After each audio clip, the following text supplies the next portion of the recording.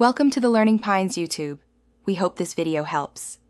In this video, I will explain how to use public exam answer sheets. It's crucial to understand your answer sheets layout before the exam begins.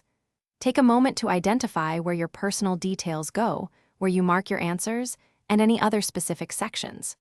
Always use the correct writing instruments, usually a black or blue pen, to ensure your responses are clear and scannable. This simple preparation can save you valuable time and prevent errors during the test. Next, focus on accurately filling in your personal information. This includes your full name, your unique roll number, and the correct subject code. It is incredibly important to double-check every single entry. Even a small mistake here could lead to issues with your results. Make sure your signature is clearly placed in the designated area, as this confirms your attendance and agreement to the exam rules. Take your time with this step. When marking your answers, always read each question carefully before making your selection.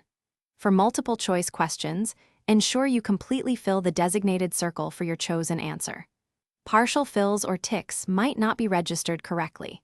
It is vital to avoid any stray marks or writing outside the specified answer areas, as this can confuse the scanning system. If rough work is permitted, use a pencil and erase it thoroughly before submission. Finally, before you hand in your answer sheet, take a few moments for a quick but thorough review. Check that all your personal details are correct and that you have marked an answer for every question you intended to.